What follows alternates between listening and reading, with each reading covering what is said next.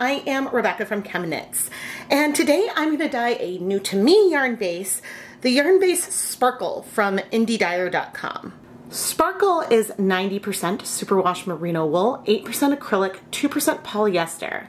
But I can't wait for you to see what makes this yarn super special. The Stellina and Sparkle in this yarn is bronze. See that little bit of shimmer? Now, I've over-dyed things with bronze Stellina in the past. It tends to have a little bit less shine to it than, say, a silver or a gold Stellina, but this one feels sparklier than the one I tried from Wool to Dye for back in the day.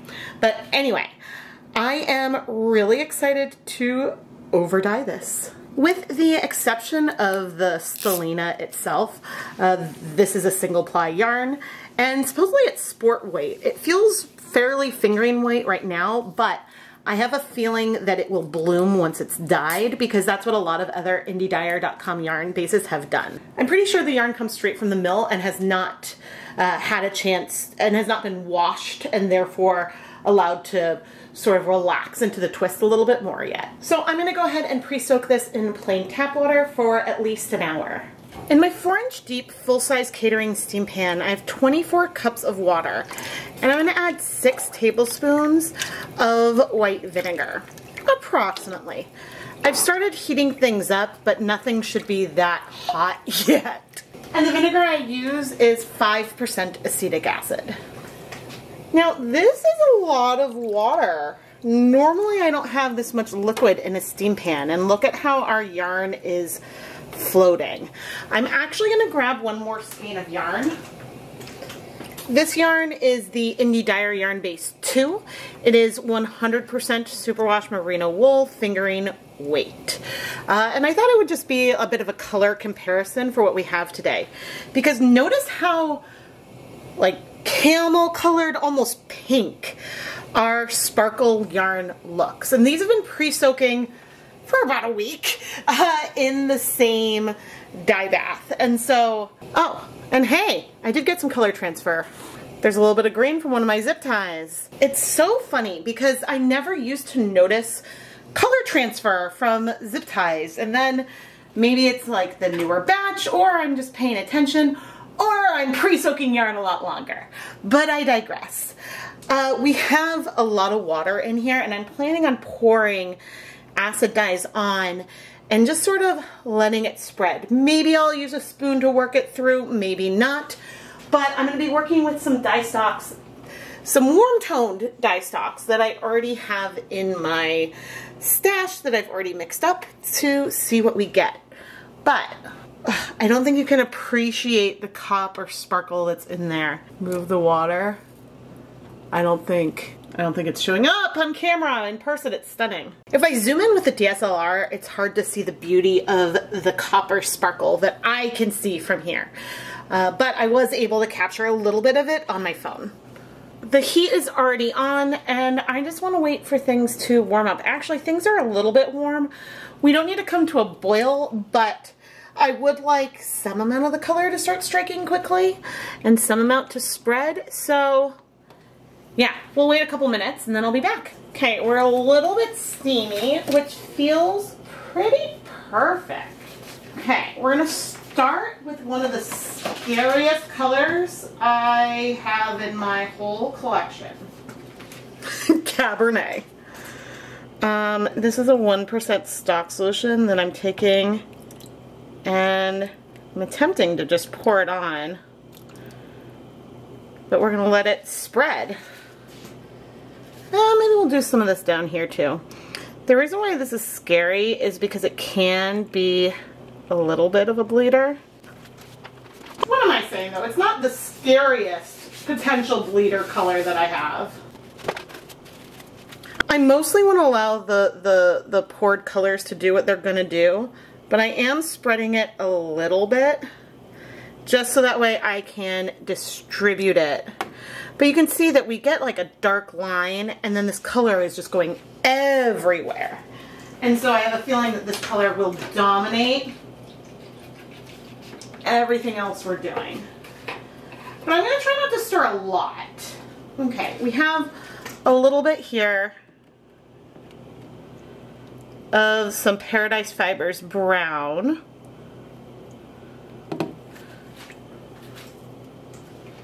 There's still a little left, and I'm also gonna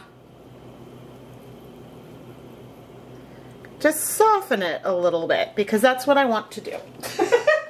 This whole yarn is gonna be burgundy, isn't it? Well, is what it is. Okay, let's come in with some orange. This is Paradise Fibers orange. Another really lovely color. I'm leaning into the warm tones for our bronze. And let's go, that's a lot. And I'm just gonna work this in a little bit because why not? I'm feeling the colors are, I'm letting the colors speak to me. And I know that if this was a live stream, some of you would be popping that do not disturb emoji that I have in the chat, which by the way, you can join to become a channel member. And if you become a channel member, then you can use those emotes in live streams and in the comment section down below. So please consider doing that. And this is some deep magenta, which I'm coming in with a little bit just for some brightness. And I'm adding like a dollop onto each skein. But now I'm gonna try to not touch things for real. And we may or may not need to add color to the other side. We have enough water here that you can see that we've got tons of color back here. Like if I go and I look, it's sort of an orangey brown color there, but over here it's still more pink. Things are somewhat staying where we've placed them, but they could combine. They could combine everywhere. So what I'm going to do now is increase the amount of acid that we have. Let's add, goodness, let's add another 6. 3, 4, 5, and then 6. So that way we can help these colors strike. But I think that we are lucky in some areas that I did go and touch. The colors struck pretty much as soon as I poured that color on, even though yes, we saw a lot spread. And so that means that we should still have a beautiful variegated yarn in here. So I'm gonna set a timer for 30 minutes. And when that time is done, we'll come back and check on this. I would probably refer to our technique today as space dyeing because I have an immersion set up with a lot of water. I'm pouring our dye in particular areas, knowing that we'll get something variegated, but because there is so much water, I don't have as much control over it. And so for me, that's a differentiator between space dyeing versus low immersion. Because when you're dyeing low immersion, there isn't that space, there isn't as much access to just water for the dyes to spread. And so other dyers may not make the same distinction. You could call low immersion space dyeing as well. But for me, I just refer to it when I'm talking about something that is like the yarn is clearly floating, there's no compression, there's not as much resist to keep that dye where we've placed it. There are still about 28 minutes left on the timer, but I wanted to have a clip of our yarn now so I can compare it to where we are after we're done heating. It's been 30 minutes and this is so pretty. Oh my goodness. There is still some color in the water, but I do first want to flip the yarn to see what's happening on the other side before I decide if we're done or if I want to add a little bit more of something else. And I'm feeling pretty good, but I do think I'm going to add a little more dye, just a little bit, which means I'm going to have to heat set this longer. But I'm just adding a little bit more orange. And maybe more is on one than the others, but I just wanted to warm that up a little bit. And oh, I'm noticing this tie looks like it's super tight. I'm gonna add a little bit of brown right here, just on this one, just to see if we can work that through a little bit, but I think that the tie that came on the commercial yarn is a little tight. So I'm gonna heat this for 30 more minutes, and then I guess I'll be back. We're very steamy though. I'm just gonna reduce it to low. There is still some color in the dye bath, and if that's still there, I will be removing the yarn after the 30 minutes. But I just wanted to add a hint more of the orange because I felt like that would help the colorway. Now we're gonna remove our yarn to let it cool so we can wash it. If you've ever watched me play around with the quote, it's so sparkly, with the shoebox technique, oh my gosh, not only is it sparkly, but the copper absolutely stayed. It didn't change with the dyeing process. But I'm digressing. If you've ever watched any of my shoebox dyeing videos where I add color, wait a little bit, and then move it around, the effect is very similar to what I got here. But one thing I will point out is that there are some more pastel areas because we did not stir and move things, which I'm fine with. I'm happy with that for this colorway. But if you want more coverage, you can start with no acid and no heat and add a layer of color before then heating things up and whatnot. But anyway, I'm gonna set this aside to cool and we can wash it. I don't feel like I can articulate enough how pretty this bronze Stellina is with these warm tones. It just adds like a subtle sparkle that fits the tone so well. If it was silver, I think it would just not work as well. This is beautiful. Of course, you know, gold Stellina, it does exist and is commonly used. But I always enjoy finding a yarn base that is very unique.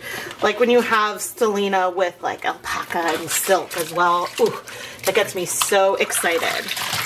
Now, the reason why I'm a little nervous is that sometimes I find that the Cabernet dye can have like little particles in with it. And then those particles lead to some bleeding, which we've got a little bit of bleeding. Hopefully this will rinse out pretty quickly. So I'm going to fill up this basin with water. Okay, it's already diminished, which is good. Very, very good. I think for good measure, maybe there's a hint of something. I'm going to go ahead and rinse this yarn 2 more times before I pop it into my spin dryer to spin out the excess water, and then hang up the yarn to dry so we can take a look at it in the end. And I'm especially curious to look at our the different yarn bases together to see how similar the colors feel, because the bare yarn, those colors felt quite different. But I'll see you in a couple days. I was so excited about this colorway that when Keith got home from work, I went to go show him it on the drying rack. I adore the effect of the bronze Stellina with these warm tones. It's always a little tricky to try to showcase a sparkle on camera. I turned off my softbox, and I feel like, especially around the dark here, you can see a little bit of the shimmer. In person, it is quite sparkly. The dyeing process did not dull the Stellina at all. It's really fun to lean into the warm tones, especially because we've got that warm tone balance in the sparkle fiber. So often when you have silver sparkle, it can look beautiful with a burgundy, but it's nice to just have something where the tone can match. And I can also say that the yarn is super soft, so I'm very excited by this yarn base. Now, the bare yarn color of the sparkle yarn was deeper than our other yarn that we have here. I'm totally blanking on the yarn base. Was this too? This one was just superwash merino. This one had the Stellina. And I think if I flip this, you can see that the depth of color in them, I feel like it's a little bit more similar. In some directions, this does look like it's more pigmented, but we also have some areas where the color is lighter in here as well. And so I would say that this does take up color very similarly. However, one difference is that because this is a single ply yarn, each individual ply is a little bit thicker than a standard fingering weight yarn, which means that you can get a really beautiful glazed effect on it, and that's just something I adore. I was just reminded that Sparkle says that it's sport weight on the label, but 400 some yards per 100 grams, that's fingering weight. It looks like fingering weight to me. I wouldn't call it a sport weight yarn. I am Rebecca from ChemKnits, and I really hope that you've enjoyed this video. I really like both of these bases from IndieDyer.com, and hopefully I mentioned this at the beginning of the video. If not, I think Rebecca will go put a note up. But Indie Dyer did send me these yarn bases for free to share, but I'm not otherwise being compensated for making this video. I picked to use these yarn bases myself because I'm super excited about them. I love finding a new type of sparkle base that isn't like something that I have used before.